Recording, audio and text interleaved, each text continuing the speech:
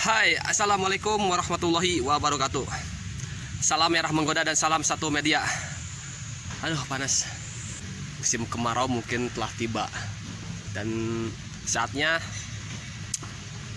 di alam tuh cacingnya sangat melimpah sekali kalau musim kemarau.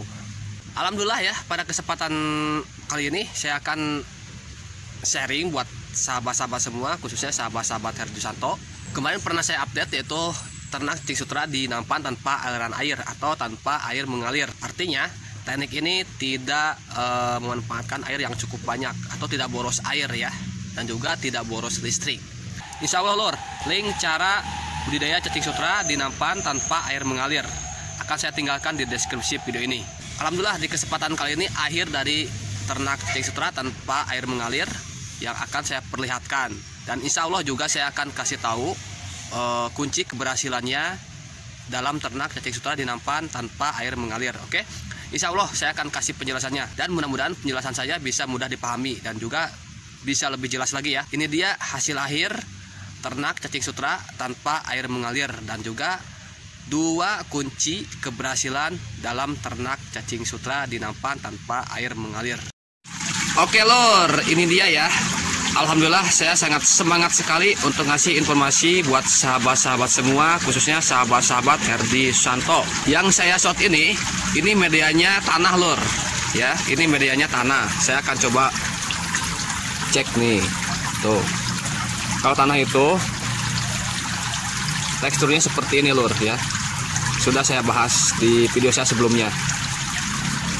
Setelah saya perhatikan dengan dua media, yakni media dengan lumpur dan media dengan tanah, ternyata lumpur memang sangat jauh lebih bagus ya dibanding tanah. Karena kenapa? Karena tekstur lumpur benar-benar sangat halus sekali, dan saya akan coba untuk memperlihatkan hasil terakhir ternak cacing sutra tanpa aliran air atau tanpa air mengalir, yaitu di media lumpur. Oke, kita akan saksikan sama-sama nih. Nah ini lur, mantap ya. Saya rasa cacingnya benar-benar sangat nyaman sekali walaupun tanpa air mengalir. Tuh. Sekarang penampakannya jauh berbeda, jauh lebih baik, jauh lebih bagus dari yang pernah saya update. Oke. Terlihat cacing sutranya itu sangat tebal sekali nih. Ini sudah mulai tebal dan merata ke setiap media lur. Tuh.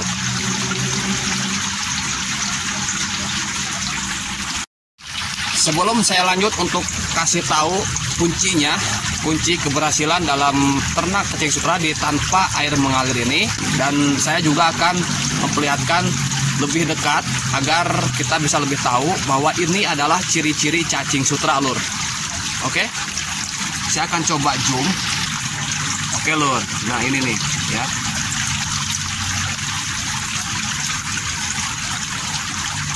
Saya kasih makanan, ada yang dari kulit pepaya, ini ada pisang busuk ya, dan ini ada kulit pisangnya, dan sedikit saya kasih nasi dengan cara ditabur, itu secukupnya.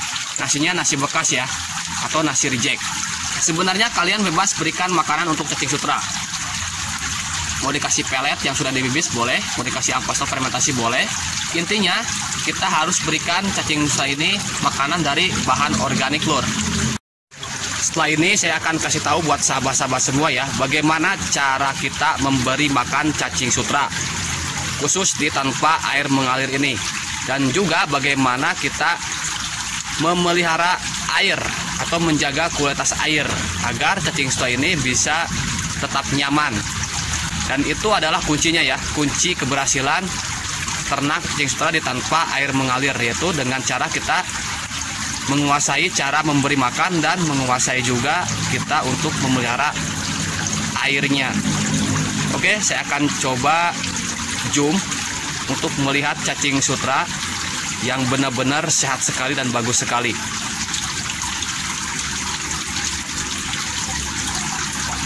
Nah ini dia lur. Oh. Kita melihat bahwa cacing sutra ini pergerakannya agresif, lincah sekali, melambai-lambai.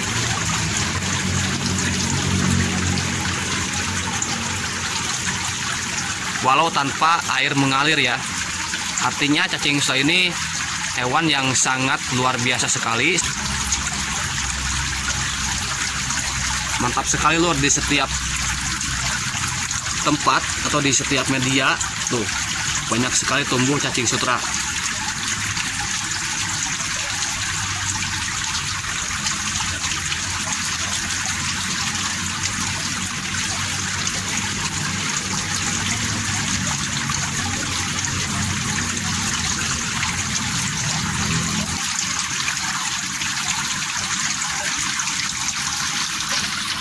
Oke lur, sekarang saya akan coba untuk kasih tahu bagaimana cara kita memberi makan dan bagaimana kita merawat airnya.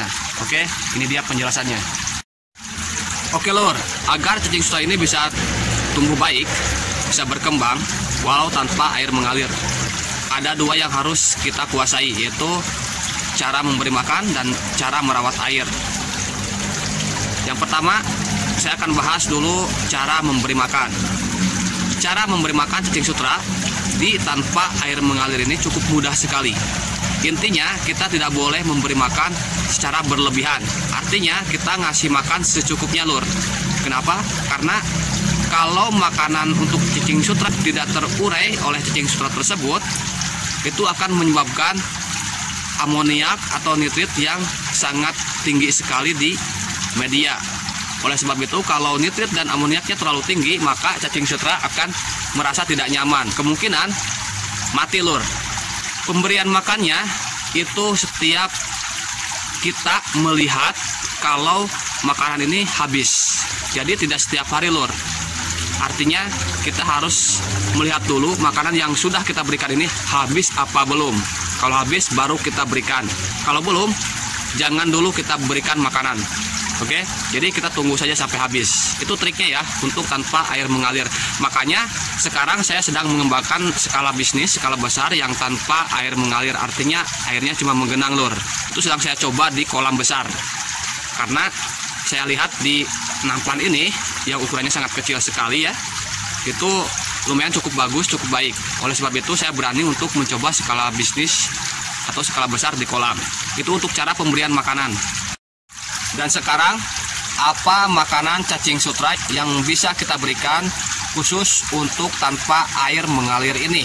Karena cacing sutra yang saya ketahui sebagai hewan pengurai, jadi semua makanan yang saya berikan untuk sementara ini tidak difermentasi, dan hasilnya seperti ini lur ya. Cukup lumayan baik perkembangannya. Mungkin akan jauh lebih bagus kalau makanannya difermentasi. Sebab kalau difermentasi itu akan jauh lebih aman, terutama bisa menekan patogen-patogen yang tumbuh di tempat budidaya. Tapi karena saya uji coba di nampan dengan skala kecil untuk melihat perkembangan cacing dan untuk melihat juga seberapa hebatnya cacing sutra.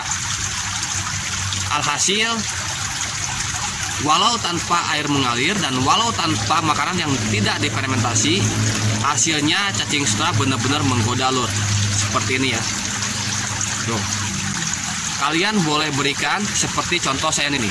Ada kulit pepaya beserta dagingnya, dan ada kulit pisang beserta pisangnya, dan sedikit saya kasih nasi bekas dengan cara ditabur ya.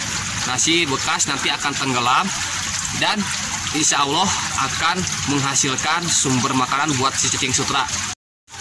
Tapi ingat ya, yang harus kalian ketahui, kalau kita mau ngasih nasi bekas jangan terlalu banyak lor. Kalau saya cukup sekitar 20 gram ya per nampan ini, 20 gram dengan cara ditabur. Karena nasi bekas itu akan lama habisnya lur, akan lama diproses oleh cacingnya. Yang lebih cepat untuk diproses cacing ternyata seperti bahan-bahan yang lunak atau bahan-bahan yang teksturnya itu lembut ya, seperti contoh ini buah pisang dan buah pepaya maupun sayur-sayuran. Atau misalkan kita mau ngasih makanan lain seperti pelet yang sudah dibibis juga boleh, nggak apa-apa kalian berikan, asalkan intinya itu bahan makanan untuk cacing sutra itu yang berbahan dasar organik. Dan juga pemberian makannya itu tidak boleh berlebihan. artinya tidak boleh banyak-banyak lur, secukupnya. Yang sudah tadi saya berikan penjelasannya, makanan yang sudah kita berikan ini harus habis dulu baru kita tambahkan. Oke lur, sekarang bagaimana cara kita merawat air khusus ternaknya di tanpa air mengalir ini agar tetap nyaman untuk cacing sutranya ya. Pertama-tama saya akan kasih tahu ini ketinggian air 1 cm dari permukaan lumpur atau permukaan medianya.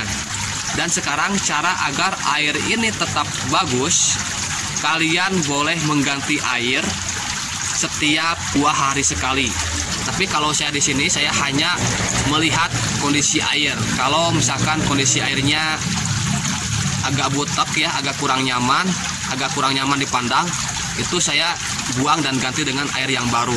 Karena itu feeling saya lur, air yang harus kita gunakan kalau bisa air kolam ikan nila ataupun air kolam ikan mas. Kalau cacing sudah berkembang, kemungkinan makanan akan cepat terurai, jadi tidak cepat menimbulkan amoniak dan zat lainnya. Karena cacing yang sehat insya Allah akan lebih cepat mengurai makanan yang sudah kita berikan. Kemungkinan juga akan jauh lebih lama untuk kita mengganti air.